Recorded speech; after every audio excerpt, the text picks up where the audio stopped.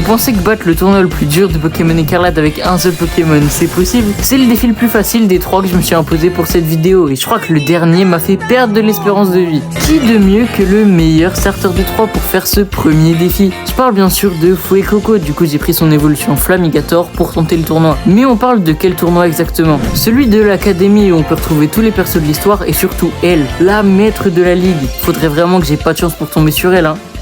Heureusement que mon magnifique Chocodile est déjà niveau 84 et connaît la merveilleuse attaque Champ Flamboyant. Avec lui, je suis sûr de gagner. D'ailleurs, au premier tour, je tombe sur la prof de sport et son Hariyama Terra Crystal combat. Je l'ai eu et toute son équipe avec l'attaque Champ Flamboyant. Mais c'est quoi exactement cette attaque? Alors, Champ Flamboyant, attaque signature de Flamigator, 80 de dégâts, type feu. C'est même pas énorme, mais ce qui fait que cette attaque elle est tellement puissante, c'est que ça augmente l'attaque spéciale. Donc si tu spams cette attaque tout le long du combat, tu te retrouves avec une attaque de malade mental, avec 100 de précision et aucun effet négatif. C'est juste abusé. Du coup, grâce à cette attaque, je bats la prof de sport, l'infirmière, celle avec ses évolis et la finale, c'est contre la maître de la ligue. Oh là là, pas elle. Non, je rigole, c'était pas bien dur. Et du coup, le premier défi est terminé. Le premier, le plus facile, il en reste 2 autres qui sont 10 fois plus durs. Mais avant ça, laissez-moi vous parler de...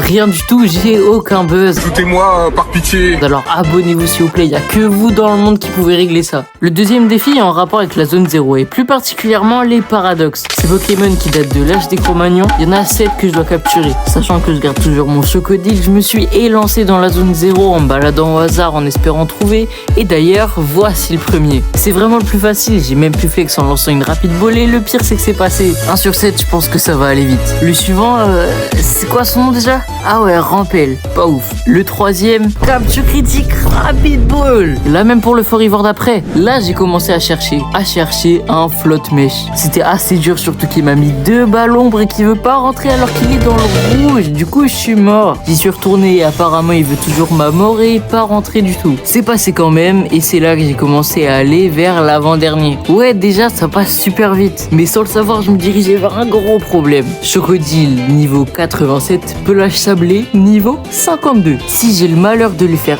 une attaque, il meurt. C'est comme ça que j'en ai tué 1, 2, 3, 4, 5 et le 6ème c'est passé. Vraiment un moment. Le meilleur pour la fin, il se trouve dans cette grotte. Vous savez sûrement que c'est le dragon là. Lui, il était pas si dur que ça. Ça fait que le 2e défi est terminé. Il reste que le 3e. Dans celui-là, je suis rentré dans un domaine où j'ai jamais mis un seul doigt de pied. Je parle d'avoir un shiny en méthode Masuda. Du coup, comme toute personne qui veut se lancer ce défi, j'ai regardé des personnes qui l'ont fait et j'ai vu Julgan qui a mis beaucoup trop d'essais pour avoir Chocodile. Ça me rassure pas. Eh, vous avez cru que j'allais me laisser abattre juste à cause de ça? Non, j'ai commencé direct avec lui, Karmadura. Tous les environ 50-80 œufs, je vais changer de Pokémon, histoire que ça fasse au moins quelque chose qui bouge un peu. J'ai débuté avec un Métamorphe, c'était long. Du coup j'ai changé et j'ai fait reproduire Karmadura avec l'espèce femelle Malvalam. C'était long aussi, du coup j'ai essayé de trouver quelque chose pour ralentir parce que sinon j'allais vraiment prendre un mois à le faire et je me suis rappelé de cette mécanique, les sandwichs. J'en ai fait et du coup j'ai beaucoup marché après, j'ai fait beaucoup de charbon assez pour qu'on passe à un autre Pokémon. Cette fois c'est Miascarade et je vais le mettre avec un Métamorphe comme tous les Pokémon qui vont suivre. J'ai fait beaucoup d'œufs, je vous dirai à la fin combien, mais toujours rien du tout. Ensuite Palmaval. Vous vous demandez peut-être pourquoi son prénom c'est en japonais. En fait c'est parce que si on fait reproduire un Métamorphe avec un Pokémon étranger, ça augmente les chances d'avoir un shiny. C'est pour ça aussi que mon Mascarade il s'appelle toujours pas de trace de shiny, pas pour celui avec le sombrero non plus. Et là j'avais envie de me faire un petit kiff. J'ai fait des œufs avec mon Pokémon préféré Nemelios. J'y croyais mais il faut pas délirer. D'ailleurs on va faire un récap. 62 Charbon, 58 Poussacha, 55 Coiffeton, 71 Chocodile et 76 Nemelios.